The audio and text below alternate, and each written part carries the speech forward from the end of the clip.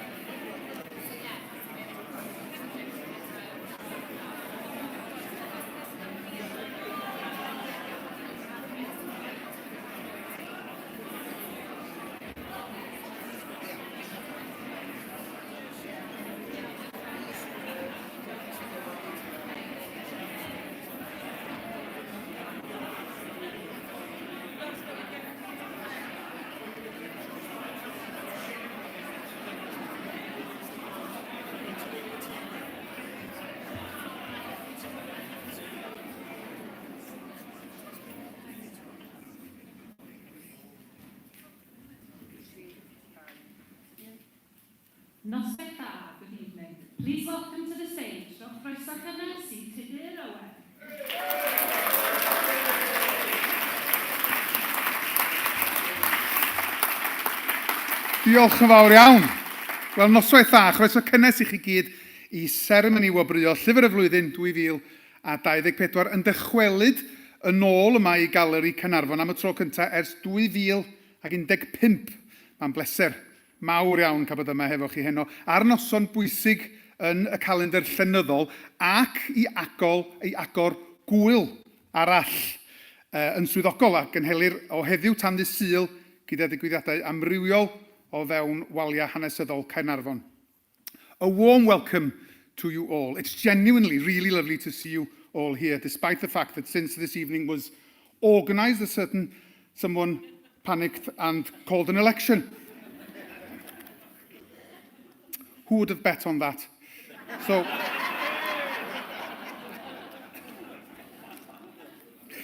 it's fantastic to be here at Gallery tonight on an important night in the literary calendar and to celebrate our fantastic writers shortlisted for this year's Wales Book of the Year Awards. Tonight, we also mark the official start of Gwyl Arall, a fantastic cultural weekend with something for everyone in the programme. Croeso hefyd i'r rheini sy'n tiwnio mewn i'r seremoni dros y we. Welcome to our virtual audience. There are Wales Book of the Year watch parties happening across the country. So I've heard. Who knew? But before we begin the exciting part of the evening, I'd like to remind you that there is translation equipment available for tonight and give you an opportunity to check that your devices are working. I'll be weaving between Welsh and English throughout the evening, but you may need to use the translation service for the Welsh language adjudications and acceptances. If you have any trouble with your device or haven't yet picked one up, please put your hand up now or let a member of staff know and we'll get somebody over to you. OK, felly, tra bod ni'n neud hynny, na ni gadw golwg os oes rhywun angen cymorth. Mae gen ni noson hynod gyffroes o'n blaen a gyfeillion. Bydd yr rhan fwyaf ohonoch chi'n gyfarwydd â gwobr Llyfr y Flwyddyn, ond rhag ofn nad ydych chi, dyma chydig o gefndir. Mae Llyfr y Flwyddyn yn wobr flynyddol sy'n cael ei chynnal gan Llenyddiaeth Cymru i ddathlu llenorion talentog Cymreig. Dyma gyfle arbennig i ni gael gyd dathlu gwaith yr awduron sydd wedi cyrraedd y rhestr fer eleni ac wrth gwrs clywed pa lyfrau fydd yn mynd ymlaen i gipio'r gwobra. Tonight, we are celebrating another fantastic year for our literary culture. The Wales Book of the Year Award is an annual prize organised by Literature Wales, celebrating outstanding Welsh literary talent. This is an opportunity for us all to celebrate the brilliant work of those writers on the shortlist and to hear which books will take home this year's awards. Heno, bydd y beirniad yn tywys trwy un categori ar y tro. Ffeithiol creadigol, phlant a phobl ifanc, ffuglen a barddoniaeth gan gyhoeddi pa lyfrau sydd yn mynd â hi. Yn hwyrach yn y noson, mi fyddwn ni'n clywed pa lyfrau sydd wedi dal dychymyg y darllenwyr wrth i ni gyhoeddi enillwyr gwobr barn y bobl golwg 360 a People's Choice Award Nation.Cymru. Mi fyddwn ni'n cloi gyda'r newyddion mawr, sef pwy sy'n cipio'r prif wobra yn Gymraeg ac yn Saesneg, ac yn hawlio'r teitl Llyfr y Flwyddyn 2024. The judges will lead us through each category this evening, revealing the winners of each award in both Welsh and English. Creative non-fiction, children and young people, fiction and poetry. Later, we will hear which books have impressed the readers as we announce the winners of the Nation.Cymru People's Choice Award and Golwg 360's Barn y Bobl Prize. Last but not least, we will hear which book has been selected by the judges as the 2024 Wales Book of the Year. Each year, a new independent judging panel is appointed. These individuals spend many months reading, debating, deliberating and making very difficult decisions. This year's English language judging panel are author, journalist and chair of Pen Cymru, Dylan Moore, author, fellow of the Royal Society of Literature and experienced mentor, Patrice Lawrence, novelist, playwright and former Dylan Thomas Award winner, Rachel Trezise, and poet, novelist and former chair of the T.S. Eliot Prize, Pascal Petit. Y beirniad Cymraeg eleni ydy'r cynhyrchydd, cyfarwyddwr a'r awdur Nicky Beach, yr actor, cyfarwyddwr a'r awdur Hannah Jarman, y bardd ac uwch ar olwr llenyddiaeth Cybac, Tudur Dylan Jones, a'r awdur ac uwch ddarlithydd Ysgol Gymraeg, Prifysgol Caerdydd, Rhiannon Marks.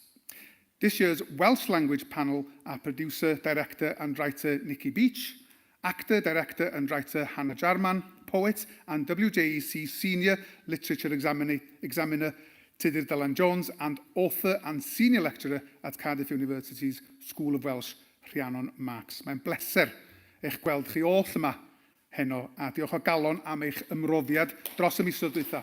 Thank you.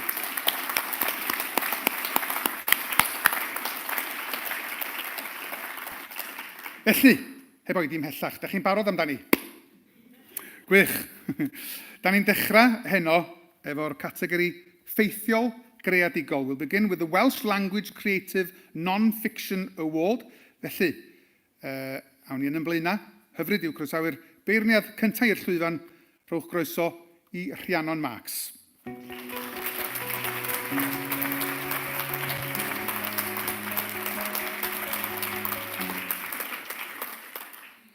Diolch yn fawr iawn, a diolch i Llenyddiaeth Cymru am y cyfle i feirniadu eleni. Bu cryn drafod ymhlith y panel o ran y categori ffeithiol greadigol. Mi oedd hi'n gystadleuaeth gref a bu sawl cyfrol o fewn trwch blewyn i gyrraedd y rhestr. Ond llongyfarchiadau gwresog i'r tri a gyrhaeddodd y rhestr fer. A dyma nhw yn nhrefn yr wyddor. Mi ddechreuwn ni gyda Cranogwen gan Jane Aron a gyhoeddwyd gan wasg Prifysgol Cymru. Cofiant i Sarah Jane Rhys neu Cranogwen fel roedd hi'n cael ei hadnabod, ffigwr pwysig yn hanes Cymru, nad yw wedi derbyn sylw heiddiannol tan nawr. Dyma gyfrol sy'n gyforiog o wybodaeth, fe welwn ôl ymchwil manwl yr awdur, wrth iddi daflu goleuni newydd ar agweddau ar fywyd Cranogwen. Ei chyfraniad fel golygydd, ei gwaith fel bardd, a hefyd ei bywyd personol. Mae hanes bywyd Cranogwen yn ddoi hun yn ddiddorol, ond mae hefyd wedi ysgrifennu'n glir yn y gyfrol hon a'i gyfleu mewn ffordd ddifyr iawn gan awdures brofiadol. Fe drown ni nesaf at Trothwy gan Iwan Rhys a gyhoeddwyd gan y Lolfa. Cyfrol grefftus sy'n dilyn taith bersonol yr awdur tuag at groesi'r trothwy ar lawer ystyr. Mae'n ceisio canfod ei le yma yn Rhe Caernarfon a chael ei dderbyn gan griw dartiau y Twtil Volts. Ond hefyd wrth gwrs mae am gael ei dderbyn ar aelwyd i bartner, ac wrth groesi'r trothwy i'r aelwyd newydd hon, mae hefyd yn dod yn listad. Ac wrth i'r awdur drafod y profiad hwn, cawn gip ar brofiadau wedi'i mynegu mewn modd cwbl sensitif a gonest. Dyma gyfrol ag iddi olygfeydd cofiadwy wedi'i mynegu yn gynnil iawn. Ac wedyn, y Delyn Aur gan Malachi Owain Edwards a gyhoeddwyd gan wasg y Bwthyn. Cyfrol sy'n gofnod o hanes teuluol aml ddiwylliannol yr awdur a faged yn Ffynnon Taf, ond a chanddo gysylltiadau teuluol yn Iwerddon a Barbados. Mae'n llyfr am daith hefyd, ac wrth i'r awdur deithio i lefydd fel Llundain, Hong Kong ac Iwerddon, daw i ddeall rhagor am ei hunaniaeth bersonol a dod yn ddinesydd gwyddelig. Cawn fyfyrdod deallus yr awdur wrth i'r gyfrol fynd rhagddi, ac yn pefrio drwy hyn i gyd mae'r cwestiynau mawr, beth yw hunaniaeth a beth yw perthyn. Rhaid llongyfarch yr awduron i gyd ar y gamp o gyhoeddi i llyfrau sy'n ffrwyth blynyddoedd o lafur, a diolch i'r gweisg a'r golygyddion am ei gwaith proffesiynol wrth ddod â'r cyfrolau hardd hyn i olwg darllenwyr Cymru.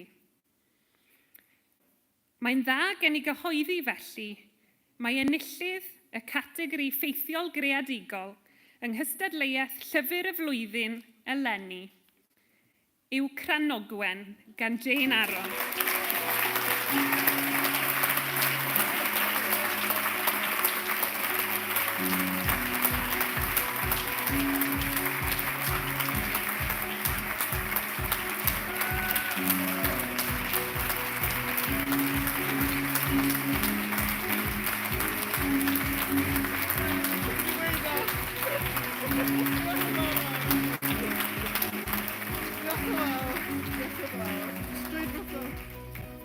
Wel, diolch yn fawr iawn i chi. Mae hwn wir yn handrydydd. Medig i feddwl safon y cystadleuaeth. Diolch yn fawr iawn. Mi'n teimlo'r anrhydydd. Just cwpl o enwau, rhaid i fi ddiolch iddyn nhw. Diolch i Simon Brooks, nath e galfod ffôn Jane am wneud i sgwennu cyfrol ar fenyw ar gyfer y gyfres dawn dweud. Oedd e newydd cael ei wneud yn olygydd y gyfres dawn dweud, ac oedd e'n swyddoli bod e bron dim menywod yn y gyfres. So diolch i Simon. Diolch i Llion Wigli a'r staff Gwasg Prifysgol Cymru am ei gwaith nhw ar y gyfrol. Diolch i Meinir Mathias am y llun yma. Wi'n gwybod bod pobl wedi prynu llyfr er mwyn cael copio'r llun. Na, fo i chi. O dan nhw ddim Cymraeg, ond nhw jyst eisiau'r llun. Diolch i'r Merched Mawreddog a tîm o Llangrannog am greu y cerflun yna, ac yn enwedig i Sebastian Boyson, fe nath wneud y cerflun prydferth iawn yn Llangrannog, cerflun o Cranogwen. Wnaethon nhw ddadorchuddio'r cerflun pythefnos ar ôl i'r llyfr ymddangos o'r wasg. Oedd e'n gyd digwyddiad llwyr, oedd ddim wedi just look o dde. Ond allech chi ddim wedi cael ffordd gwell i hybu llyfr. A diolch hefyd i'r ffrindiau a'r teulu, a fi'n gefn i mi wrth mi wneud i fy ngŵr John am mynedd am flynyddoedd gyda Cranogwen. Ac i Rosanne Reeves a Rita Singer nath ddarllen fersiynau cynnar o'r gyfrol. Ond mae'r prif ddiolch i Cranogwen ei hun. Mae'n y cyfan, hi nath fyw y bywyd hynod o arloesol wy ond wedi cyfnodi yn y llyfr. Felly mae hon i Cranogwen, a diolch yn fawr i chi.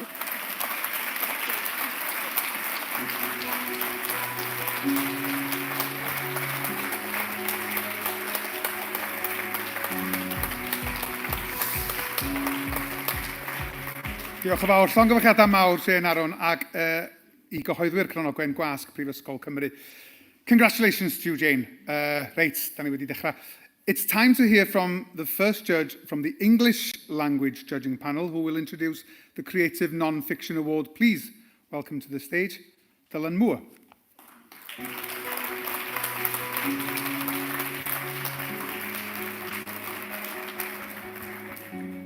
Noswaith dda pawb. Creative non-fiction is in some respects the most unwieldy of categories, encompassing as it does memoir and travel, history and biography, sports writing and journalism, and everything in between. But one thing that stands out about the 3 books that we shortlisted is the way that they stretch and adapt the boundaries of their chosen forms. Spring Rain by Mark Hamer is diary-like in its intimacy, offering the reader unique insights into gardening and the natural world, as well as revealing subtly and without fanfare or flashiness the extraordinary magic that lies only just beneath the surface of everyday life. Among other things, it is a meditation on aging and long-term relationships, as well as how we come to terms with the people, times, and things that have scarred us most deeply. In short, how we heal. Birdsplaining by Jasmine Donaghy is also a book concerned in different ways with pain and healing in personal and political senses. Blending memoir and essay with what is often called nature writing, it also takes that genre to task, not least for the way in which it has been dominated and shaped by a certain kind of writer and person, usually a man. Deeply felt and fiercely intelligent, it is underscored always with wit and healthy dollops of self-deprecation and doubt. Humble qualities we could all use more of in this age of shrill certainties. It's perhaps no accident that the third book on our shortlist, Sad and Helen by Tom Bullough, is also deeply concerned with the natural world. This unique book lays out in the starkest terms, not least through relaying direct interviews with those on the front line of the science, the gravity of the situation faced by all of us. That it does so within a narrative that is also a gripping travelogue and a deep engagement with Wales's history makes it all the more remarkable. It will therefore come as little surprise that after much discussion, the judges were unanimous in our view that the winner of the creative non-fiction category for the 2024 Wales Book of the Year should be Sad and Helen by Tom Bullough. Llongyfarchiadau, Tom.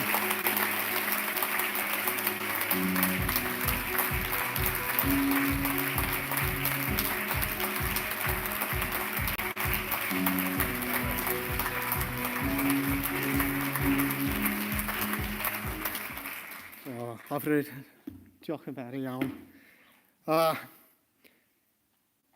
It's been a curious day. One thing that's been curious about it is the fact that I've been working in Port Talbot, and so I've more or less retraced the route of San Helen today, with a bit of a detour at the top, except about 20 times faster.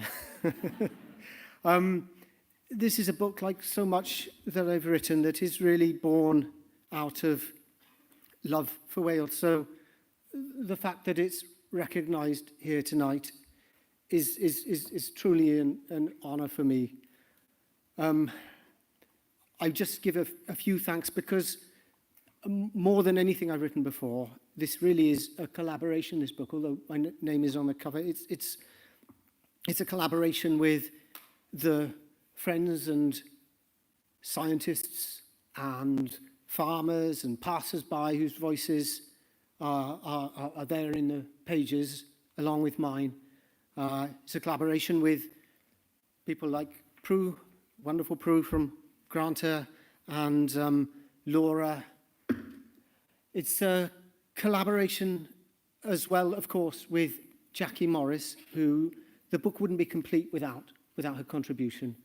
But is also, more broadly, a collaboration with everybody who is engaged with the kind of creative response to the climate and ecological emergency. And in that, I really include Jasmine and Mark, and it's really an honour to receive this. So, yeah, diolch eto.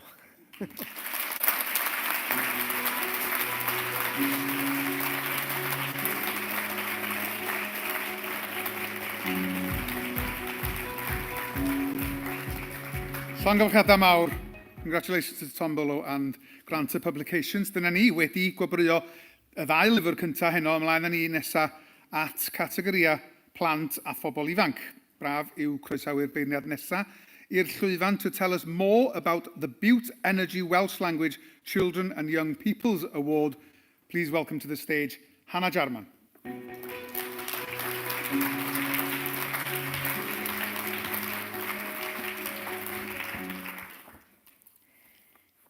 Helo. Mi o'n i wrth y modd yn twrio trwy'r holl lyfrau yn categori plant a phobl ifanc. Categori pwysig iawn a job nes i wir gymryd o ddifri. Doedd hi ddim yn dasg hawdd cyrraedd y canlyniad yma, sy'n neud fi mor hapus bod yna ystod mor eang a chyffroes i ddychymyg blant Cymru cael crwydro. Diolch i'r holl sgwenwyr yn y categori a i Lenyddiaeth Cymru am ofyn i fi fod yn rhan o'r tîm eleni. Hoffwn sôn chydig am y tri llyfr ddim mewn unrhyw trefn penodol. Mae Jack yr Angel gan Daf James o Lolfa yn nofel ddigri a theimladwy ac yn ddathliad a hunaniaeth bachgen ifanc, Jack, sy'n trio darganfod ei le yn y byd. A falle mae chwarae rhan mair yn sioe Nadolig yw'r ateb. Mae'r Nadolig wedi ganslo yn hi Jack a'i datgu yn Methlehem leni, ond pan ffrwydrau angel mas o galendar advent i fam, mae'n edrych o petai pethau'n troi. Mae golau yn treiddio trwy'r tywyllwch yn y nofel yma. Llyfr sy'n dathlu pŵer dychymyg i oresgyn cyfnod llawn galar i'r teulu. A mae presenoldeb breninесau drag wastad yn cael ei groesawu gyda i. Llyfr dwi'n methu aros i ddarllen un Nadolig gyda fy mab pan fydd hi'n amser. Dwi ddim wedi darllen unrhyw beth tebyg yn y Gymraeg i Ynenderau gan Seran Dolma Gwasg y Bwthyn. Waw, am antur, am fyd dychmygol dychrynllyd ond yn anffodus mae'n teimlo'n bosib. Mae'r arddull ddiddorol o nofel graffig yn neud y llyfr yn unigryw iawn ac yn un o'n i methu rhoi lawr. Yn sgil cynhesu byd eang, mae'r byd wedi newid, a mae Daniel a'i gymuned yn byw mewn nendwr ar gyrion dinas a aeth dan y môr. Mae'n prif cymeriadau Daniel a Rani yn gadael y tŵr a maen nhw'n wynebu peryglon ac yn gyfarfod pob math o gymeriadau, rhai sy'n helpu ond rhai sy'n bygwth. Stori am antur a chariad na i ddim anghofio. Nofel arall sy'n dathlu pŵer a dychymyg yw Astronaut yn yr Atig a Megan Angharad Hunter y Lolfa. Mae'n prif gymeriad Rosie yn dwlu ar astronaut, a pan mae hi'n darganfod llong ofod yn yr ardd gefn, mae hi'n methu achredu ei lwc. Mae'n rhannu antur gyda'i ffrind newydd o'r gofod, a Ffryd, ei chath robot sy'n gallu siarad, a ei ffrind newydd o'r ysgol Mared sy'n gwynebu her newydd yn ei bywyd hi. Nofel am greu cyfeillgarwch, am deithio'n ôl ac ymlaen mewn amser, am dyfu i fyny mewn byd cymleth ac anodd, ac am wthio'r ffiniau dychymyg yr eithaf. Mae hon yn llyfr fi'n siŵr bydd yn gysur i llawer y blant, a rai sydd ddim yn ffitio mewn i'r mold diflas gyffredin. O'n i wrth fy modd yn treulio amser y myd niwrowahanol Rosie. Fel wedes i'n gynt, mae wedi bod yn fraint darllen y llyfr yma a trafod gyda fy nghyd beirniad. Ac mae'n fraint mawr cael cyhoeddi, mae enillydd y categori plant a phobl ifanc 2024 a noddir gan Beauty Energy ydy'r nofel hollol wych Jack a'r Angel gan Daf James, Gwasg y Lolfa.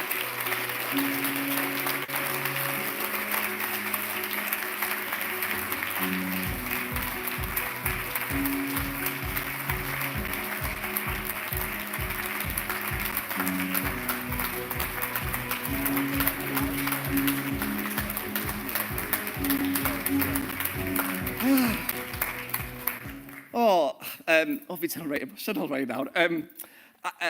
Achos mae'r stori yma wedi bodoli yn feddwl i ers rhyw 15 mlynedd, fel mae Angharad Elen, sydd yma yn eistedd gyda fi heno yn gwybod, achos o'n i wedi bod yn treul sgwennu fel ffilm ers blynyddau a ddim yn cael lot o look. A nath hi gredu yn y stori o'r cychwyn cyntaf. So wedyn nes i benderfynu, y rhaid i roi'r stori yma mas i'r byd, so nes i sgwennu hi nofel. Felly mae'n meddwl y byd bod fi yma o gwbl. Diolch i Llenyddiaeth Cymru wrth gwrs i'r beirniad am eich gwaith chi ac wrth gwrs i'n hyd-awduron i gyd yma heno. Fi'n gwybod bod hi'n gystadleuaeth, ond wrth gwrs mae dathliad yw hwn o'r llenorion amazing yma sy'n yn nghategori a'r gweddill y categori hefyd. Diolch i Lolfa wrth gwrs am gyhoeddi Jack a'r Angel, i Meinir Wyn Edwards nath olygu mor graff, ac wrth gwrs i Bethan Mai sydd wedi gwneud y darluniau mor stonking. Maen nhw'n anhygoel. Fi'n cofio pan nath droi lan, nes i jyst dal yn y nwylo i, a ni'n methu credu, mae'n llyfr i o dde. A hefyd dwi eisiau diolch i'n chwaer i, achos mae hi wedi helpu gyda'r llyfr yma a wneud i fi deimlo bod yng Nghymraeg i'n ddigon da i wneud e. Hefyd i yngwri, achos so fe gallu bod yma heno, achos mae fe'n edrych ar ôl ymhlant. Ac wrth gwrs i'n mhlant i, nes i sgwennu rili iddyn nhw, achos mae'n ngwaith i fel arfer yn llawn drugs a sex a rock and roll. So o'n i'n meddwl, well i fi roi rhywbeth iddyn nhw hefyd. Ond y fwy na hwnna hefyd, fi jyst eisiau gweud, nath Megan Angharad Hunter gweud yn y Gwobryd Sir Lanog, o'n i'n meddwl bod e'n mor beautiful, mae'n really bwysig bod ni'n hyrwyddo llyfrau i blant ifanc, achos dyma'r ffordd nhw mewn i fyd y stori, i fewn i fyd y ddrama. Dyna beth oedd ei fi yn sicr. A se fe ddim am lyfrau fel gan Gwen o Hywyn, neu Penry Jones, neu Irma Chiltern, neu T-Llew Jones, o'n i'n darllen pan o'n i'n fachgen bach.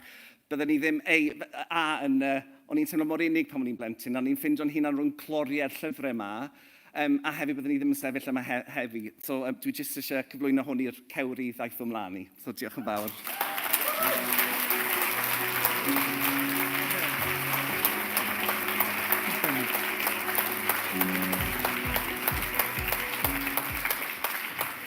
Llongyfarchiadau gresog i ti, Daf, ag wrth gwrs i wasg y lolfa. Ymlaen ni nesaf at y wobr Saesneg. The English Language Children and Young People's Award is also sponsored by Butte Energy, and I'm delighted to welcome Judge Patrice Lawrence to present this award.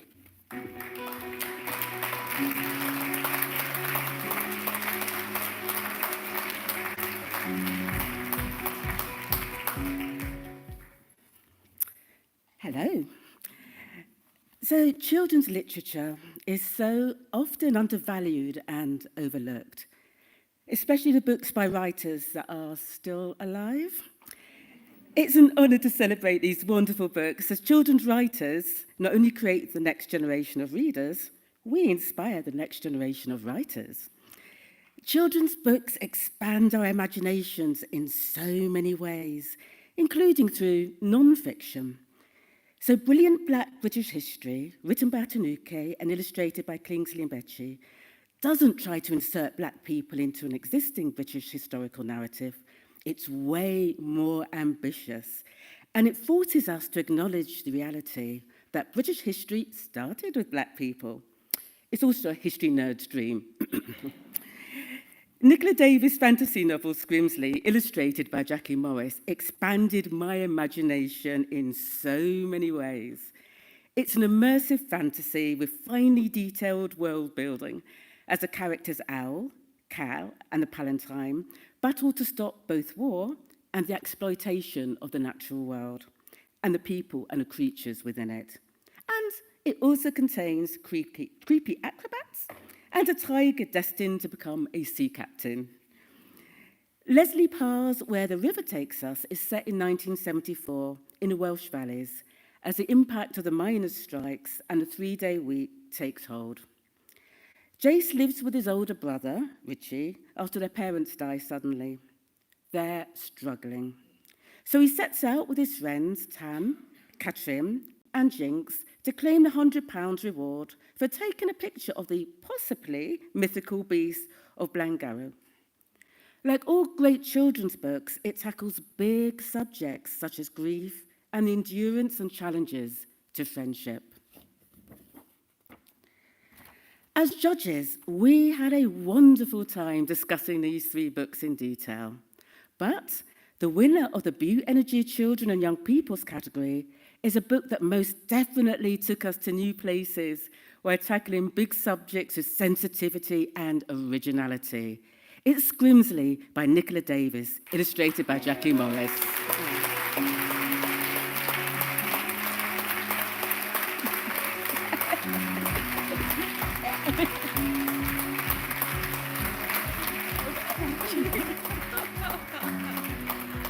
Oh, Patrice, thank you. Wow. I'm always the bridesmaid. I never get to be the bride. I'm actually shaking. It's so wonderful. And I'm so glad that you took Scrimsley to your heart. I've been writing non-fiction about the natural world for a very long time before I embarked on this series of fantasy novels. So I've had to endure. There's something about writing non-fiction. It's like being a football manager. Everybody's got an opinion. Everybody will tell you that you've done it wrong. But when you're making it up, if anybody's got a criticism about it, you just say, I made it up. So it actually allowed me to say more political things about the natural world and about our exploitation of it than I'd ever been allowed to do in non-fiction. It allowed me to look at the tentacles of greed and big business that stretch across boundaries and how they can be resisted. And admittedly, in my book, resisted by a rather peculiar crew of animals and people. I have so many people to thank. My darling, delightful husband, most of all, because I'm pretty unpleasant when I'm writing these books. I get very grumpy. Lots of slamming doors, lots of extremely bad language that really children's authors should not be allowed to use. And I have to thank also lovely, my dear friend Jackie Morris and my dear friend Kathy Fisher, who were the first audience for this book, who listened to me reading it to them over the kitchen table in Jackie's house, and Jackie for her beautiful embodiment of my tiger. And to the judges, thank you so much. I can't describe what this means to me. Thank you.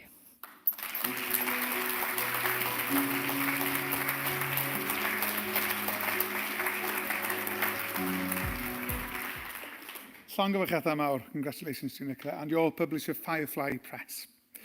Nesa heno, fe gawn ni glywed pwy sydd wedi ennill y categori ffuglen. Next up is the Welsh Language Fiction category, a mae'n braf iawn croeso i'r llwyfan, y beirniad, Nicky Beach.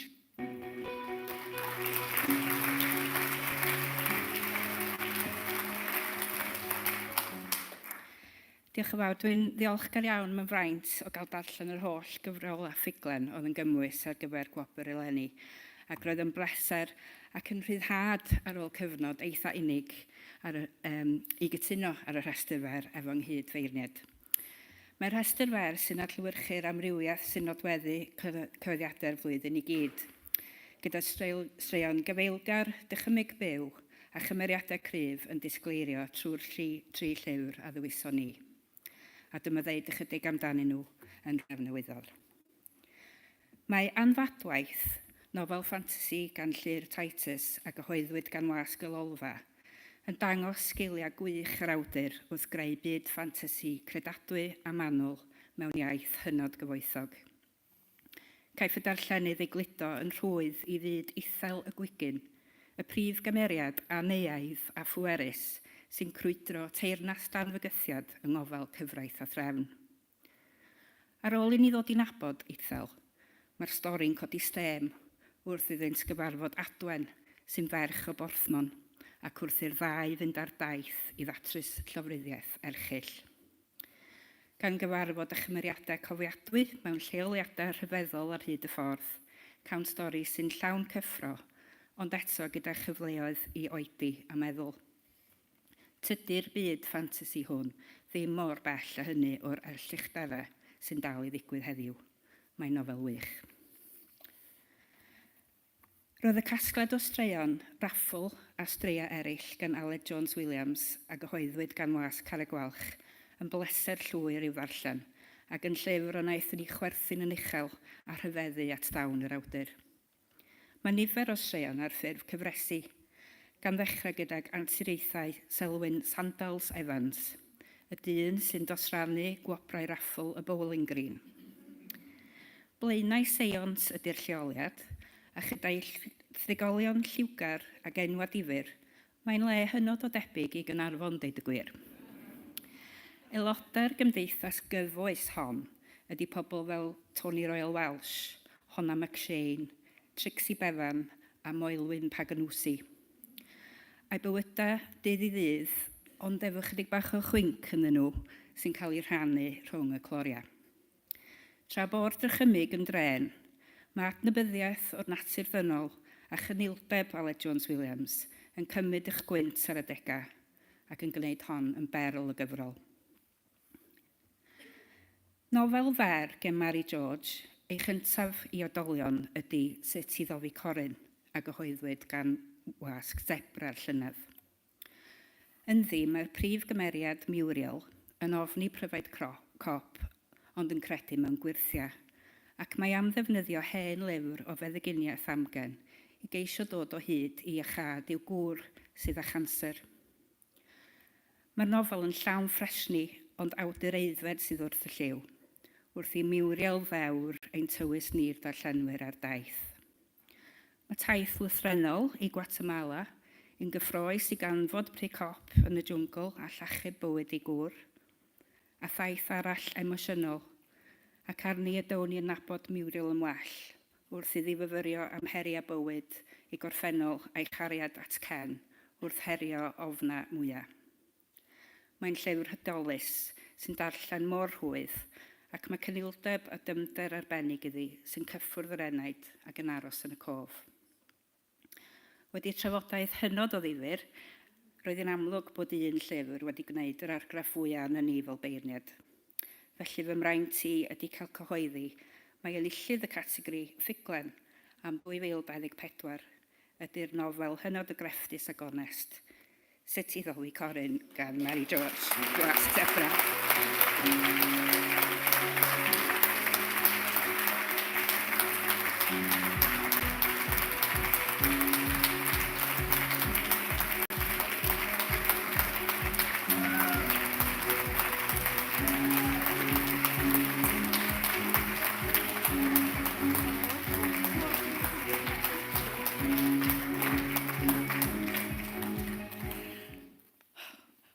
fi ddim yn gwybod beth i ddweud, o'n i ddim yn disgwyl hyn o gwbl. Dwi ddim yn siarad mor hir a phawb arall. Diolch i'r beirniad, diolch i Llenyddiaeth Cymru, diolch i Wasg Atebol am gredu yn dda, am gyhoeddi y nofel, a diolch i Alaw Mai Edwards sy'n olygydd ffantastig. A, wel, nath y nofel yma gadw fi fynd trwy'r cyfnod clo. Oedd yn gyfnod anodd, ac o'n i'n hollol, o'n i'n canolbwyntio ar y nofel yma. A, wel, dwi'n gwybod lle fydden ni heb ysgrifennu. A nath na bobl ddweithio i flynyddoedd yn ôl bod fi ddim yn ddigon creadigol. Felly, gobeithio bod hwn yn profi fy mod i. Felly, i greadigrwydd.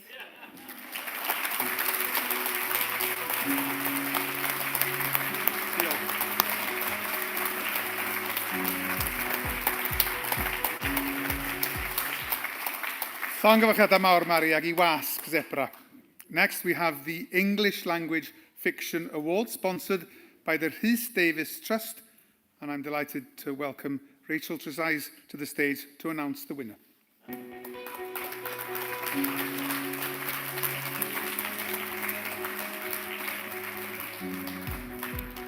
Thank you, thanks. It seems really difficult to believe that the 3 shortlisted novels in the fiction category are debuts, given their powerful crafting, authoritative voices, and handling of such striking language. Neon Roses by Rachel Dawson is a vibrant portrait of a turbulent era of Welsh history in the South Wales valleys, as well as a warm and funny love story that takes us to Cardiff, London, Manchester, and the beating heart of 80s pop music, unapologetically Welsh, unapologetically queer, is bold and direct, and also tender and heartwarming. The Unbroken Beauty of Rosalind Bourne by Alex McCarthy introduces us to the fictional and seemingly timeless Welsh village of Cwm Cysgod, as well as all the jealousy, pain, regret, secrecy, and destruction going on behind its picturesque filter. A brilliantly observed novella, lyrically written and expertly weaved. Finally, Stray Dogs by Richard John Parfitt takes us to the blood-soaked streets of Toronto in the late 1970s, where a group of 3 teenagers, between selling dictionaries for a local grifter and fighting off a violent biker gang, are trying to come of age. Fast, sometimes frightening, but always compelling in a way that means the reader just can't look away. It's visceral and stylish, cinematic and emotionally charged. Picking one of these for a winner was not an easy call, but there was one story which, because of its economic yet lyrically haunting telling and depth of characterisation and detail, we all agreed was a worthy choice. The winner of the 2024 Wales Book of the Year Rhys Davies Fiction Award is The Unbroken Beauty of Rosalind Bourne by Alex McCarthy.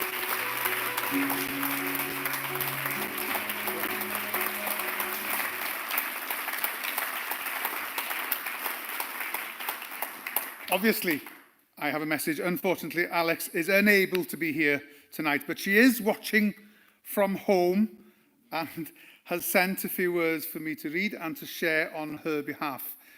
Thank you. Diolch yn fawr iawn. I'm so very grateful to receive this award, the Rhys Davies Trust Fiction Award for Wales Book of the Year. Thank you all so much for your consideration, and congratulations, llongyfarchiadau, to all those shortlisted in every category in such a strong competition year. May I thank my agent, Felicity Blunt, all at Doubleday Penguin, especially Alice, Jane and Izzy, as well as Parthian, the Old Gomer, Lolfa and Honno. Fate has decided to send me to bed unwell instead of downing some celebratory pints with you all tonight, but I'm watching the live stream and will be downing those pints as soon as I'm able. The camera's over there. Do we want to give a wave to Alex? It's over there. She'll love that. Depending on the election results, she might be downing those pints sooner rather than later. Llongyfarchiadau mawr iawn I Alex McCarthy a Doubleday. Diolch yn fawr iawn. Diolch, Rachel.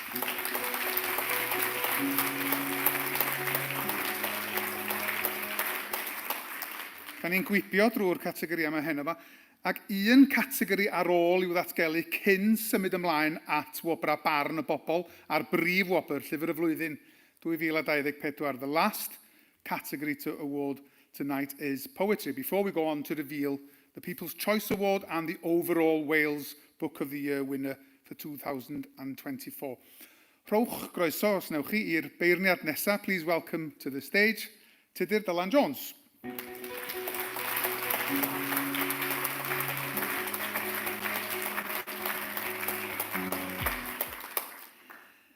Lanwyl gyfeillion, yn y lle cyntaf, diolch o galon i Lenyddiaeth Cymru am y fraint o gael bod yn rhan o'r tîm beirniadu ar gyfer cystadleuaeth Llyfr y Flwyddyn eleni. Diolch hefyd i'm cydfeirniaid Hannah, Rhiannon a Nici am y trafodaethau hir a buddiol ar y 4 categori. Ro'n i'n sicr wedi dysgu llawer yn eu cwmni nhw ac wedi mwynhau yn fawr. Gair yn fyr am y llyfrau ddath i'r brig yn y categori barddoniaeth gan lon gyfarch y 3 bardd, sef Gruffydd Owen, Guto Dafydd a Hywel Griffiths, ar gyrraedd y rhestr fer, mewn blwyddyn hynod o gynhyrchiol a safonol i lyfrau barddoniaeth.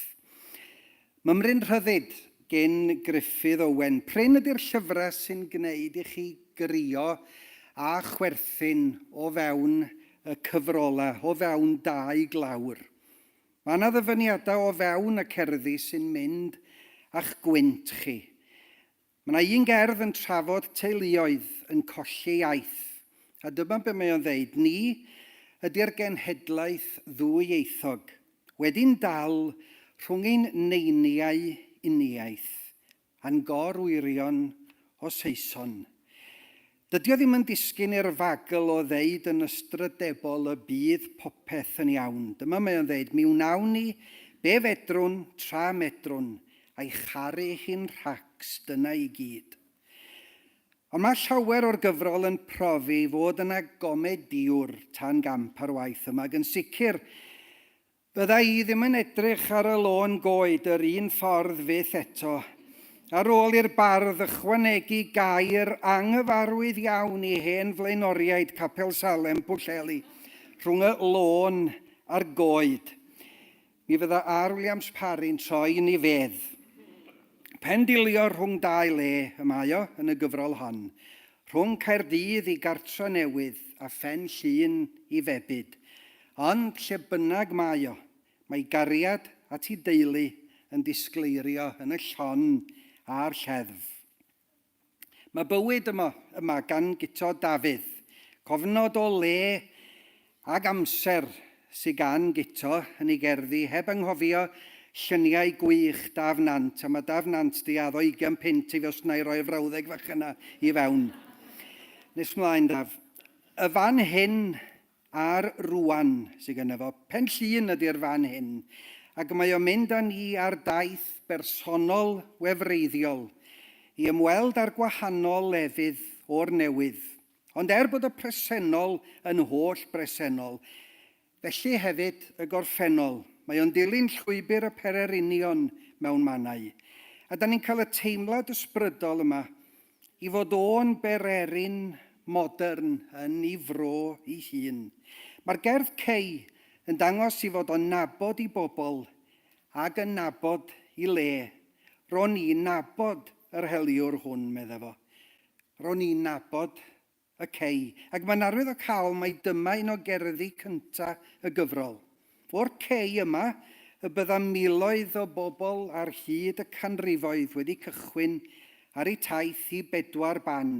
Ac o'r union Gei yma yn Rhefor, yma Guto'n cychwyn ar ei daith ynta o amgylch Pen Llŷn. Pe byddech chi'n dewis gwneud y daith honno, mi fydda'ch taith chi yn llawer cyfoethocach o fynd â cherddi Guto Dafydd yn gwmni efo chi. Y traeth o dan y stryd gan Hywel Griffiths. Daearyddwr yn arbenigo ar wyddoniaeth afonydd ydy Hywel Griffiths wrth ei alwedigaeth. Ac mae o'n un sy'n gwneud defnydd helaeth o lif a dŵr yn ei gerddi, ond yr hyn sy'n codi gwaith Hywel i safon uchel iawn ydy nad ydy'r delweddau byth yn dreiliedig. Mae o'n darganfod rhywbeth newydd i'w ddweud bob tro, a ffordd newydd o'i ddeud o hefyd. Yn ychwanegol at hyn, mae gydwybod cymdeithasol yn dod i'r golwg dro ar ôl tro. Mi soniais i fod o'n wyddonydd afon, ond mae o'n llawer mwy na hynny. Un agwedd mae'r gwyddonydd yn ei weld, ond yn y gerdd dyfrdwy fawr, dwfr, diferydd, a triwch ddeud hynny ar ôl 6 peint nes mlaen. Mae o'n dallt mwy na'r gwyddonydd arferol. Mae Hywel yn tyrchu'r hanes ac yn rhoi darlun llawn i ni o'r afon nad ydy'r llygad arferol yn ei weld. Mae englyn o dal ati yn crisialu teimladau'r bardd at un afon arbennig. Daw a'i greuan gwahanol yn y man, ond mynaf yn ddyddiol, ddal gafael i adael ôl fy nrhaed yn afon rheidol. Mi fyddwn ni wedi bod yn hapus iawn pe byddai unrhyw un o'r 3 chyfrol wedi cael y teitl Llyfr Barddoniaeth y Flwyddyn, ond yn anffodus mae'n rhaid dewis un ar un yn barn ni fel beirniaid sydd wedi dod i'r brig eleni ydy Mymryn Rhyddid gan Gruffydd Owen, Gwasg Barddas.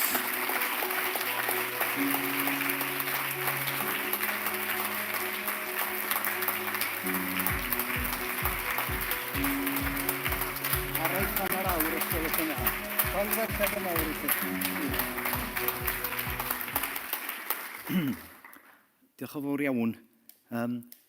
Union 2 flynedd yn ôl, nes i gysylltu efo cyhoeddiadau barddas yn gofyn, da chi awydd cyfrol o gerddi gen i. A na i fod yn onest, oedd hynny'n beth reit hunanol i wneud, achos doedd gen i'm lot ar cerddi ar y pryd. Ond o'n i'n gwybod bod gen i gerddi o mewn i oedd angen dŵad allan. Yn benodol felly, cerddi am y profiad mae'n teulu ni wedi bod drwyddo dros y blynyddoedd dwytha o gael plant a sylweddoli bod yn mab hynaf ni efo anghenion dysgu dwys. A dyna mae lot o'r gyfrol yn ei thrafod. Dwi'n gobeithio bod y gyfrol, wedi bod y fydd mawr i mi gael y cerddi yma allan, dwi'n gobeithio bod y gyfrol hefyd wedi rhoi llais i un di lais ac i'r bobl sydd yn edrych ar eu hola nhw. Diolch yn fawr iawn i Llyfr Cymru, i'r beirniad, i Dîm Barddas, i Bethany Celyn am hel y gyfrol ynghyd. Ond yn ddios, mae niolch mwyau mynd i Gwenan yng Ngwraig sydd yn methu bod yma heno oherwydd gofynion gofal fel petai. Mae hi yn sicr yn hyddu i Mymryn Rhyddid hefyd. Diolch o galon i chi gyd.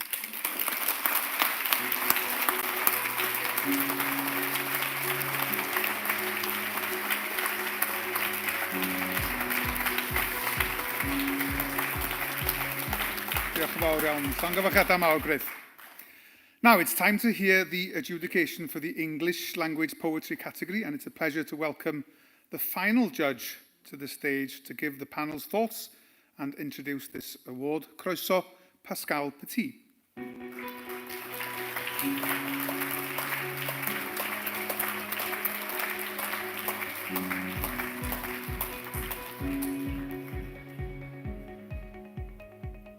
Hello. Our poetry shortlist is richly diverse, but each book was created with passion, consummate craft, and an adventurous spirit to take language to new realms. Candace Siobhan Walker's debut, Cowboy, is an exuberant collection of elemental scenes brimming with kinetic energy, where every line surprises and disrupts expectation. The effect resembles a series of bold and exquisite semi-abstract paintings, utterly contemporary, accessible, and direct. Glyn Edwards' second collection, In Orbit, is a vulnerable and luminous sequence of elegies, drawn on a canvas dark and wide as the heavens. At once intimate and cosmic, epiphanies quietly explode along the lines as each poem attempts to make sense of death, drawing on science and astronomy in fearlessly personal and numinous poems. Abigail Parry's I Think We're Alone Now reveals a profound and original metaphysical imagination that examines the enigma of intimacy and its paradoxes. Impressive in its wealth of vocabularies, the poet's vision is razor sharp with oceanic but playful depths. This is a multi-layered collection to keep rereading. No one in contemporary poetry writes like Abigail Parry. With such a strong and varied shortlist, it wasn't easy to decide on a winner. But we agreed that one collection shone for its fresh exuberance and imagistic leaps, for the world it creates, which has instant appeal and always surprises, for a vivacious and dazzling collection bursting with energy. The winner of the poetry category for Wales Book of the Year is Cowboy. Congratulations to Candace Siobhan Walker and Cheerio Publishing.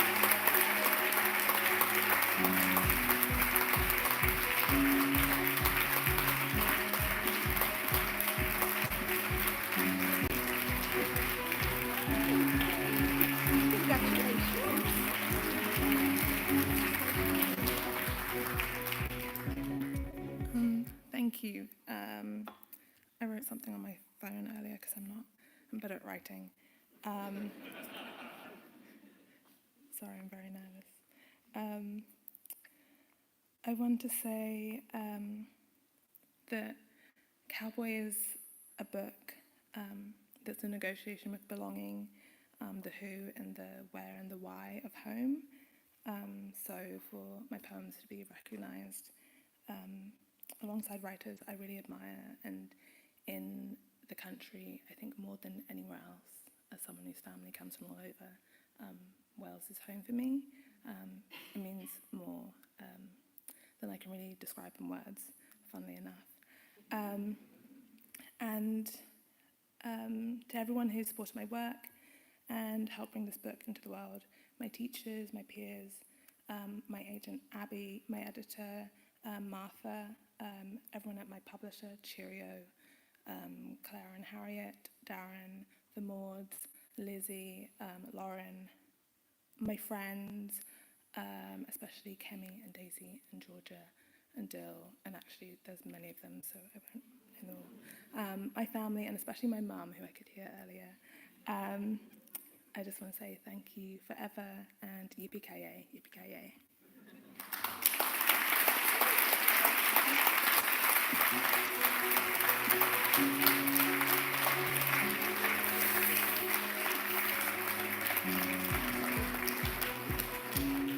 Dyna ni, wedi datgelu'r ola o'n henillwyr categori heno. Llongyfarchiadau mawr I Candace a Cheerio Publishing. Congratulations, Candace and Cheerio Publishing. So there we are. All the category winners have been announced. Can we give them all another round of applause, please? What an achievement.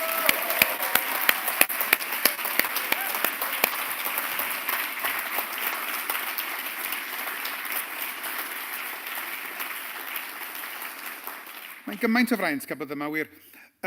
Rwan, mae'r ddwy wobr nesaf yn rhai tra gwahanol, ond eithriadol o bwysig. Dyma gyfle I glywed barn y darllenwyr, agorwyd gwobra barn y bobl a'r People's Choice Award yn dilyn cyhoeddi'r rhestr fer a gwahoddwyd y cyhoedd I bleidleisio am ei hoff lyfr ymhlith y rhestr fer. Mae'r pleidleisio wedi llifo I mewn unwaith eto. Rwy'n edrych ymlaen rwan yn arw at groesawu cynrychiolwyr o'r ddau sefydliad sy'n trefnu'r gwobra annibynnol yma, Golwg 360 a Nation.Cymru, i'r llwyfan i gyhoeddi pa lyfrau sydd wedi mynd â hi eleni. Next, we'll hear which books have been chosen by the readers in the Nation.Cymru and Golwg 360 Independent People's Choice Awards.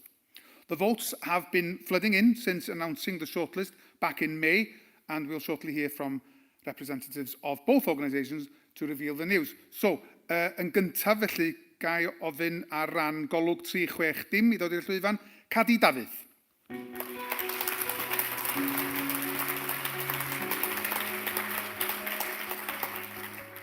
Diolch. Mae'n braf cael bod yma eto eleni yn seremoni Llyfr y Flwyddyn.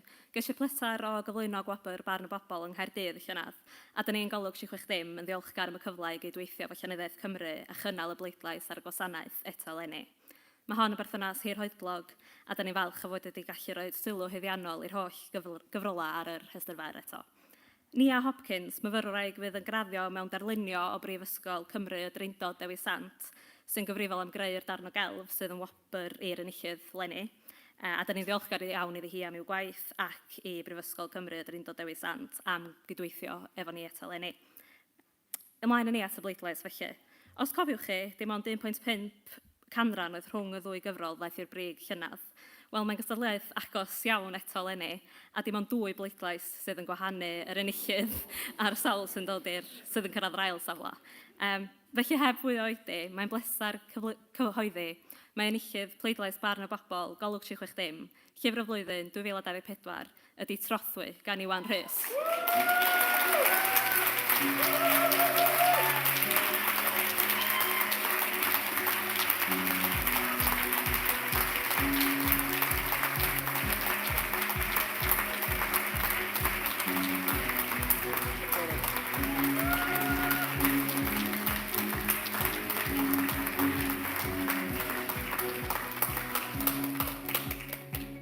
Diolch.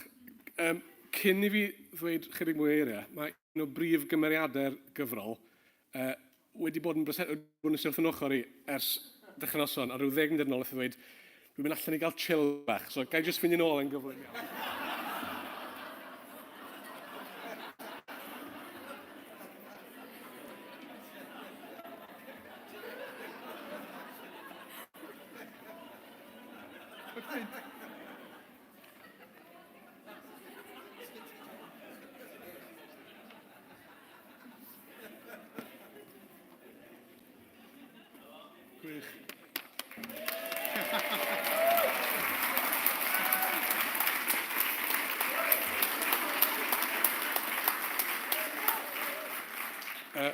Diolch.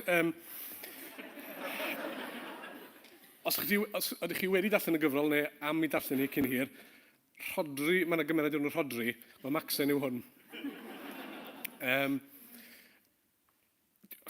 Wrth y modd i gael ennill gwobr barn y bobl. Un peth nath daro fi gyda'r gyfrol yma ar ôl eich cyhoeddi hi oedd bod nifer o bobl yn yng nghymuned i fysa ddim yn darllen llyfrau Cymraeg fel arfer, sydd heb gyffwrdd llyfr Cymraeg ar sgadlu'r ysgol, wedi cysylltu fi i ddweud bod nhw wedi prynu hon i darllen i a mwynhau hi. Felly, falle bod hwnna'n cael ei adlewyrchu yn y bleidlais. A falle bod hwnna'n beth pwysig tra'r cyrraedd cynulleidfa newydd. Dwi eisiau diolch yn fawr iawn i'r bawb nath bleidleisio, i'r Cyngor Llyfrau a Lle yn Cymru. Dwi eisiau diolch i'r Lolfa, i Marged, a hefyd, wrth gwrs, i Nheulu, fy rhieni, sydd yma heno, Ingwraig Manon, a'n Llysfeibion, Emil a Maxen. Diolch yn fawr iawn.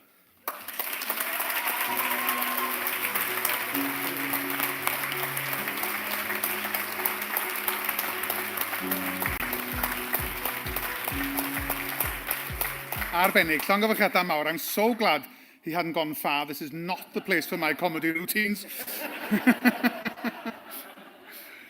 Llongyfarchiadau i ti ag i'r Lolfa. Congratulations.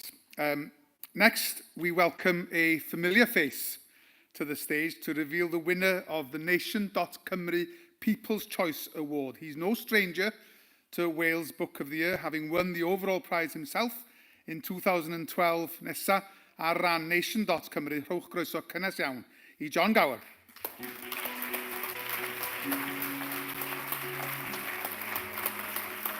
Diolch Tudur. Mae'n bleser mawr i ni yn Nation Cymru ymgymryd a threfnu gwobr y People's Choice. It is with untrammeled pleasure that Nation Cymru undertook the business of organising the People's Choice Award. We decided we would actually review all the books in all the categories in Welsh and English. So we assembled a small posse of reviewers, but principally, Ant Evans looks after our Welsh language books. He's the Welsh language books editor for Nation Cymru. And his efforts were nothing short of Stakhanovite. As you well know, Stakhanov was a all records beating Soviet coal miner. And he's been reading through the books with great pleasure and sharing it. So diolch I ti, Ant. The main thing about this award, of course, is that when you read the reviews and then go to read the books, you realise the extraordinary vitality, variety, vibrancy of writing in both languages in Wales. It's helped by Literature Wales, it's helped by the booksellers, it's helped by an evening like this. But shoring it all up is this talent, this cavalcade of voices. We had to find a trophy for it. So the trophy for this year's People's Choice is the book. Looks small. It's the first ever English language novel published in Wales. It was written by Thomas Geoffrey Llewellyn Pritchard. This is the first edition. It was published in 1828 in Aberystwyth. It accounts for the adventures and vagaries of Twm Sion Catti. I suppose the equivalent of the sort of Towy Valley Robin Hood. So that's the prize, and without any further ado, I'd like to announce that the winner of this year's Nation Cymru People's Choice Award is going to Glyn Edwards for his collection In Orbit. Thank you.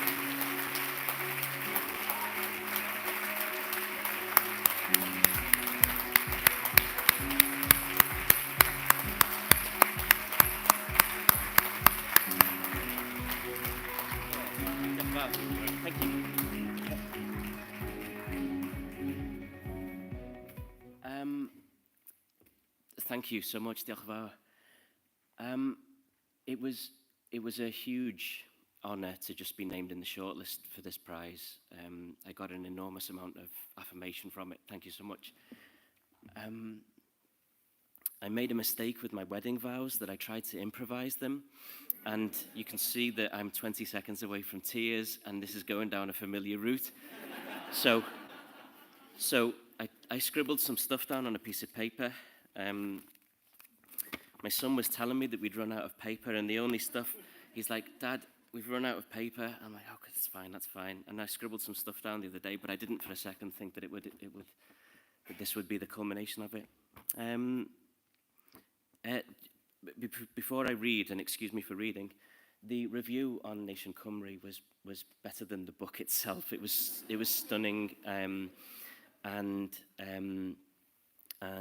the comments by Pascal equally, they were just ever so wonderful. Thank you so much. Diolch, dwi'n falch iawn I fod yma. Diolch I Mam and Dad. I'm ever so fortunate to have my parents with me. To see me cry again. Diolch. I'm also incredibly fortunate for this. This is a blessing. I'm also incredibly fortunate to have one of the people who was really significant to me growing up in the audience, who's got no idea who I am probably, but I think my writing took an enormous lull in university, and then I took a couple of courses in the Welsh novel, and wherever Jane Arryn is in this very dark theatre.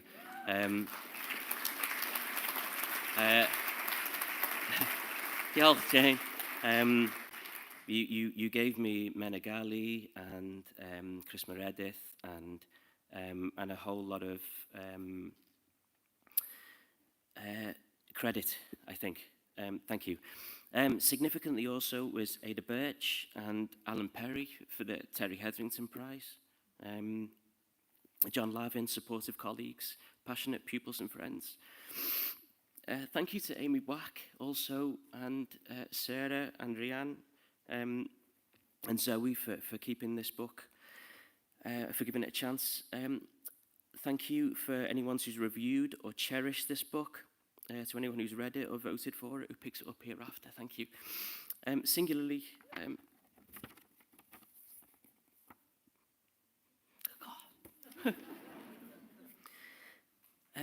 to Arthur and Nicola, the central enrichment of my life has been getting to share it with you too. Thank you, always. Diolch yn fawr.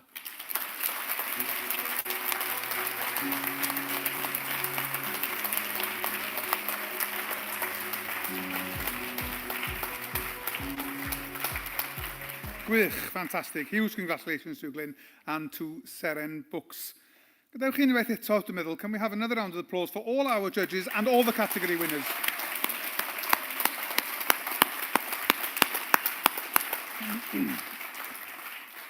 Rwan cyn symud ymlaen at y brif wobr, dwi'n falch o gael y cyfle i groesawu cyfarwyddwr artistig Llenyddiaeth Cymru i ddeud gair before we move on to the last announcements of the evening. I'm pleased to welcome to the stage Literature Wales Artistic Director Llyfr y Flwyddyn.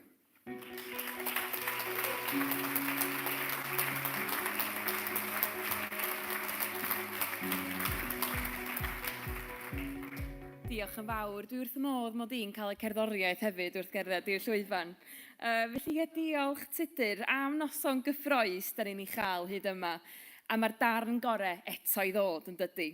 Ond tra fod tudur yn cael hwy fach, gawn ni gymryd y cyfle i ddiolch o galon iddo fo am arwain y noson gystal heno.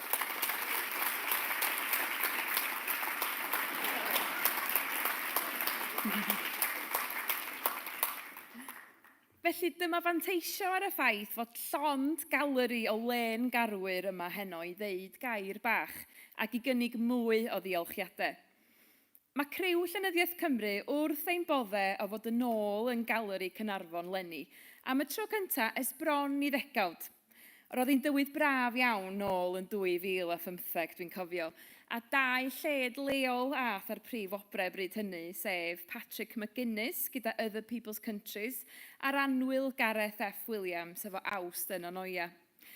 Ges yn asgoffa'n ddiweddar fod Patrick wedi methu a chyrraedd mewn pryd i dderbyn i wopr oherwydd problemau tren ar y noson. Felly gadewch i ni obeithio fod prif enillwyr heno yma neu mysg, da ni'n gwybod i bod nhw, a nad ydyn nhw'n sownd mewn ciw pleidleisio yn rhywle. Fel nath tudur sôn y gynharach, mi ydyn ni ar drothwy gwyl arall. Gwyl gelfyddydol sy'n digwydd yn flynyddol yn y dre, cofiwch amdani. Mae'n hyfryd bod mewn tre sy'n dangos gymaint o barch ag edmygedd tuag at awduron ag artistiaid. Den ni'n draw yn Llenyddiaeth Cymru yn edmygu ein hawduron yn fawr iawn hefyd. Diolch i chi am eich gwaith caled. Fel y beirniaid, dyn ni wedi mwynhau darllen eich cyfrolau chi. Maen nhw wedi'n syfrdanu ni i'r byw o ran i'w crefft a'i cynnwys. Da ni'n teimlo'n lwcus iawn fod gennym ni'r fath dalent yma yng Nghymru, am bod ni'n cael y pleser o weithio hefo awduron fel chi wrth yn gwaith bob dydd. Mae'n siŵr fod y grefft o sgwennu yn gallu teimlo'n unig ar adegau, ond gobeithio'ch bod chi'n teimlo'r cynhesrwydd o'ch cwmpas chi heno, eich noson chi ydy hon. Diolch i'r gweisg am ddod â'r llyfrau i brynt, ac i'r cyngor llyfrau am ei gwaith diflino, ac am ddod yma heno i ddathlu hefo ni. Diolch o galon i'r beirniaid am eich gwaith caled, mae wedi bod yn fraint cael cydweithio hefo chi, tybed ydych chi'n cael hwy fach o'r darllen. Da ni ddiolchgar i noddwyr am yn helpu i ddathlu awduron gorau Cymru heno. Ond mae cymorth y noddwyr yn mynd ymhell tu hwnt i'w cefnogaeth i'r gwobre yma. Da ni'n hynod ddiolchgar o gefnogaeth barhaus Cyngor Celfyddydau Cymru a Llywodraeth Cymru, ac mae Bywt Energy sydd wedi noddi ein categoriau plant a phobl ifanc eleni yn cefnogi Bardd Plant Cymru a'r Children's Laureate Wales i fynd â hyd sgwennu creadigol mewn i ysgolion ym Mhywys yr hydref hwn. Dyma brosiect sy'n derbyn cyllid ychwanegol gan raglen Culture Step, Celfyddydau a Busnes Cymru. Mae Ysgol Saesneg, Cyfathrebu ag Athroniaeth Prifysgol Caerdydd hefyd yn gefnogwr newydd eleni, ac yn hael iawn yn noddi'r brif wobr Saesneg, a hefyd yn rhoi cyfle i'w myfyrwyr i weithio'n agosach efo'r byd llenyddol. Fel y gwelson ni rai munudau yn ôl, mae Golwg 360 wedi parhau eu cefnogaeth wych i wobr barn y bobl, a dyn ni wrth yn bodde o gael Nation.Cymru yn gwesteia gwobr y People's Choice eleni hefyd. Mae'r ddau blatfform wedi gwneud gymaint i roi llwyfan i'r llyfrau a'r awduron dros yr wythnosau diwetha. Hynny hefyd sianeli radio'r BBC sydd wedi menthu gyda'n feddu i ni gael datgelu'r rhestrau byrion a roi llwyfan i'r awduron.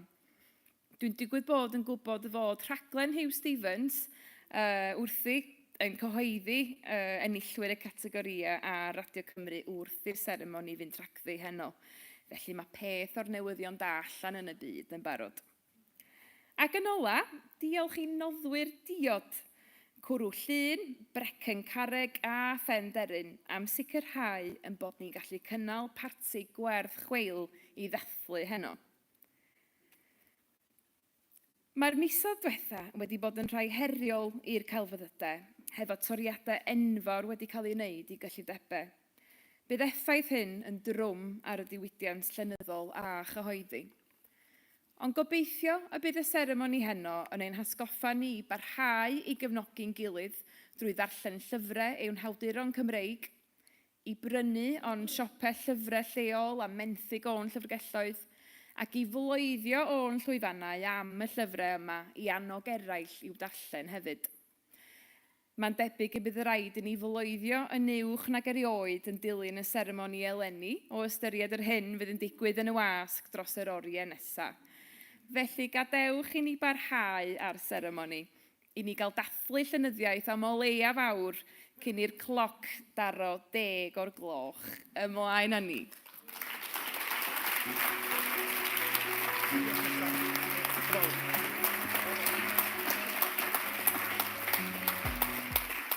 Diolch yn fawr iawn, Lisa. Diolch am ynghalu unwaith eto. Dwi'n mwynhau'n hyn fel na fydd ffasiwn beth. Wel, mae'r foment fawr wedi cyrraedd. Mae'r amser wedi dod i ni gael clywed pa lyfr fydd yn cipio teitl Llyfr y Flwyddyn 2024. Dwi'n edrych ymlaen yn fawr iawn cael clywed. It's now time to hear which Welsh language book receives the prestigious Llyfr y Flwyddyn 2024 title.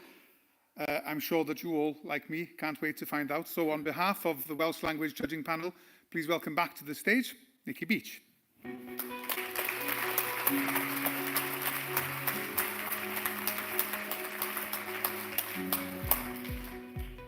Diolch fawr.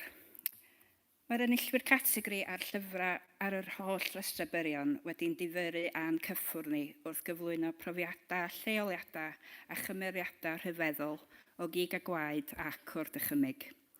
Mae'n gasgliad hynod o gref, llongyflchiadau unwaith eto iddyn nhw gyd. Ond pan ddaeth i at ddewis yr un, roedd hi'n syndod o rwydd. Oherwydd cynildeb yr ysgrifennu, yr ymdriniaeth unigryw o brofiadau bywyd, a gan fod y llyfr hon wedi llwyddo i'n cynnal o'r llinell gyntaf i'r dudalen olaf. Fy mraint i ydy cyhoeddi, mae Llyfr y Flwyddyn 2024 ydy Sut i Ddofi Corin gan Mary George. Llongyfarchiadau mawr.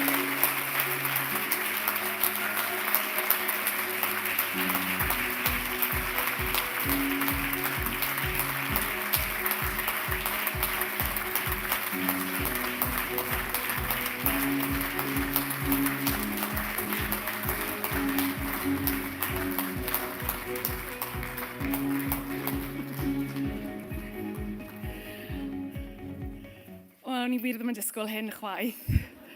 Diolch yn fawr i bawb. Diolch i bawb sydd wedi prynu'r nofel.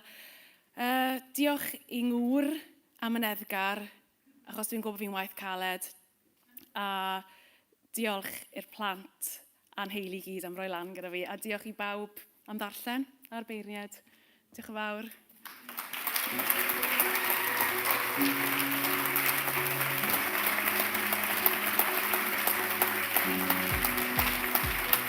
Llongyfarchiadau enfawr i ti, Mari, ac i wasg Zebra. Sut i ddoddi Corin felly yw Llyfr y Flwyddyn 2024?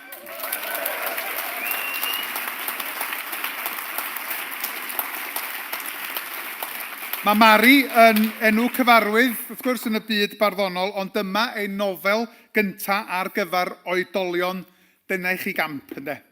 Dwi'n siŵr yn bod ni gyd yn edrych ymlaen at weld be fi gen ti nesaf ar ein cyfer ni. Warmest congratulations to Mari and to Zebra. What an achievement. Ymlaen â ni felly at wobr ola'r noson, y brif wobr Saesneg. This year's English Language Wales Book of the Year Award is sponsored by Cardiff University School of English, Communication and Philosophy. On behalf of the English Language Judging Panel, it's a pleasure to welcome Pascal Petit back to the stage to reveal which book will take home the overall English Language Award, earning the title of Wales Book of the Year 2024. Croeso yn ôl, Pascal.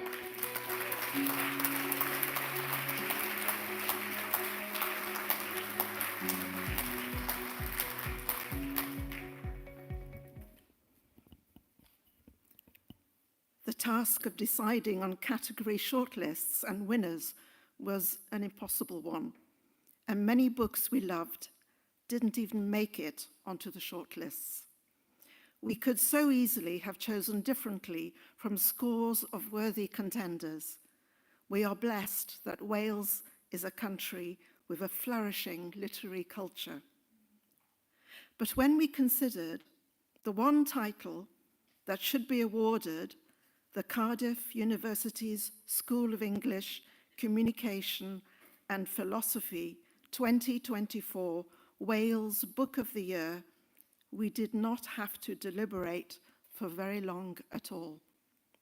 Despite the fierce competition from fabulous and fantastical fiction and a dazzling collection of verse, one book stood out that would stay with us longest.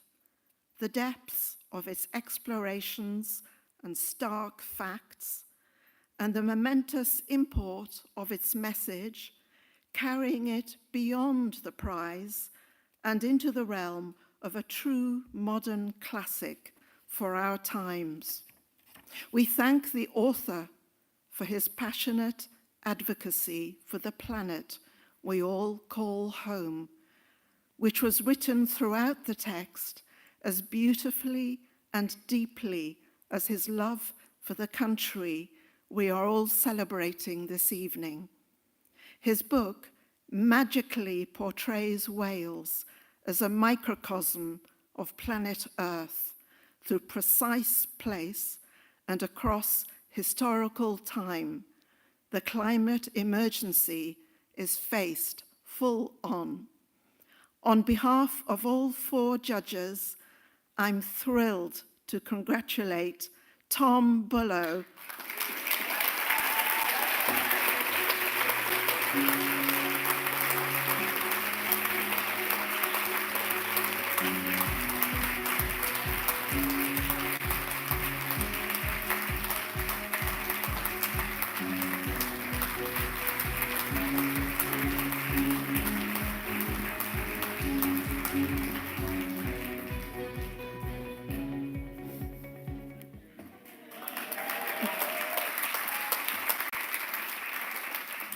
I don't know if I'm silenced or not. I guess I'm going to have to find out. I'm going to absolutely treasure this, at least for about the next 12 hours. My daughter has been drumming up this sort of passionate anticipation in year 9 in Brecon High School and year 7. What am I saying? That's my son. Year 7 in Brecon High School. And she's just going to pinch it as soon as I get home. So I'm going to hold on to it for as long as I can. I'm just going to have to say a few words, if you'll indulge me.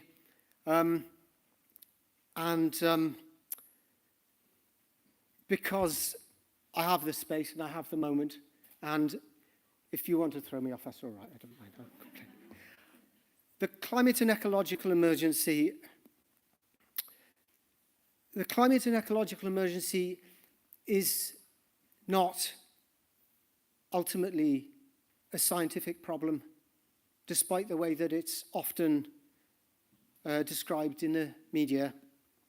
It's a consequence of our choices, of the way that we choose to live. It is, that's to say, it is a cultural problem, ultimately not a scientific problem. It is also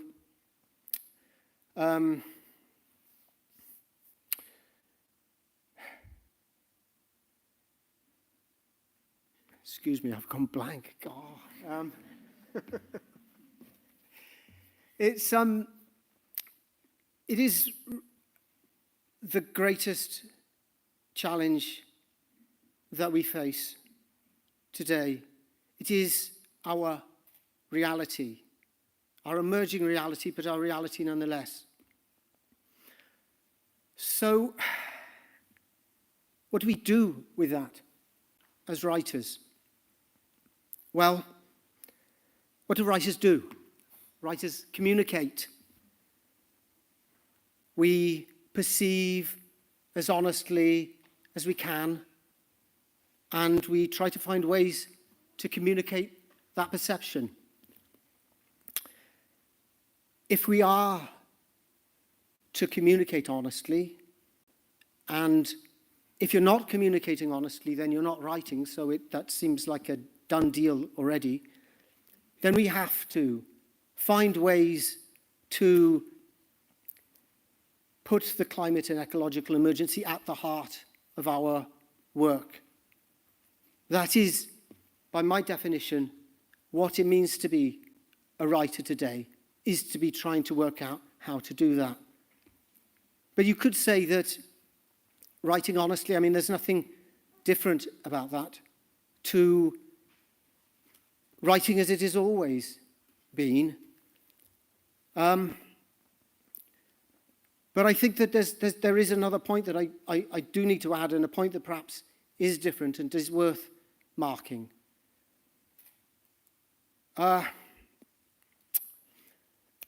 Writers today, sorry, I honestly, it's been, I can't quite believe that I've found myself in this position. And I'm normally quite fluid in kind of public, and yet here I am. I find myself halting all over the place.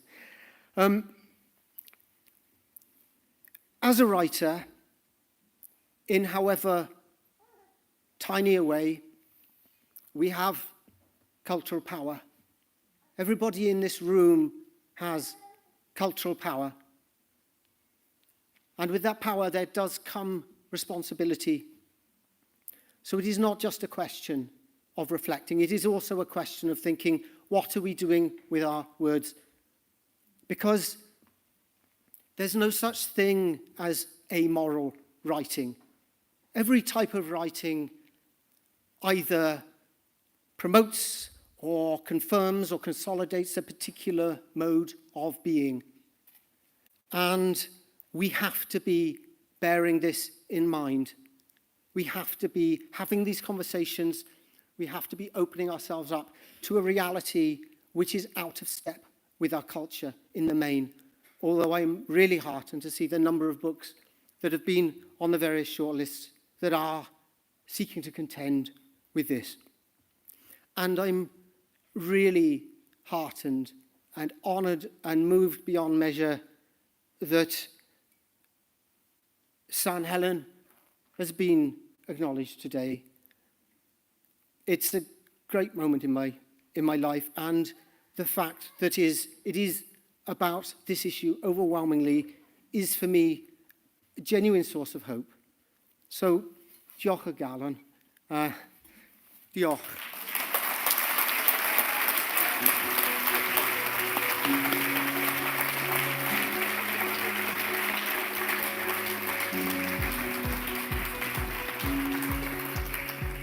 Llongyfarchiadau mawr I Tom. Felly Sarn Helen by Tom Below is Wales Book of the Year 2024.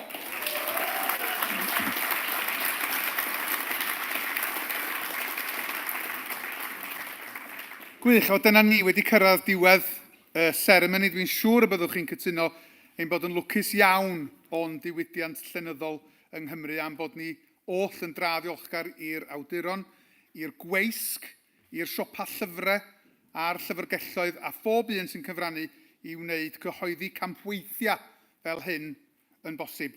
Gai ddiolch yn fawr iawn i bawb sydd wedi gwneud y noson yn bosib. Diolch i staff galeri a cwmni da i griw cymen am y cyfieithu ac i siop llyfrau Palas Print yn ogystal am partneriaid y wasg BBC Radio Cymru. Diolch i Llenyddiaeth Cymru wnaeth eto am ynghalu.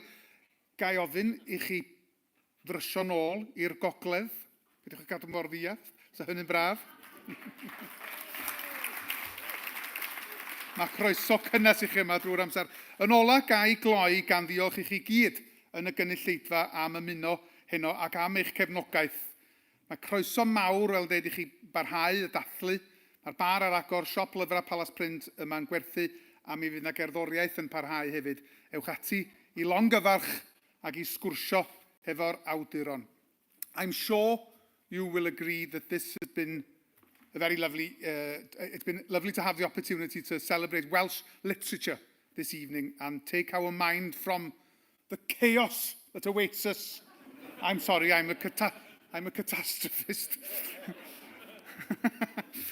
We are extremely lucky to have so many fantastic writers, publishers, bookshops and libraries, and I'm sure you'll join me in thanking everyone who contributes towards our unique literary scene here in Wales.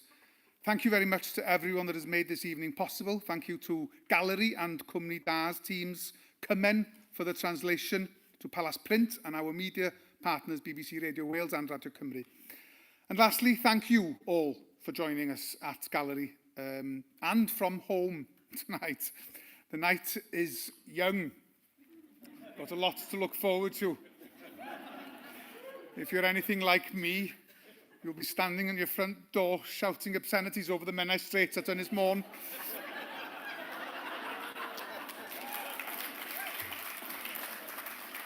Let's hope not.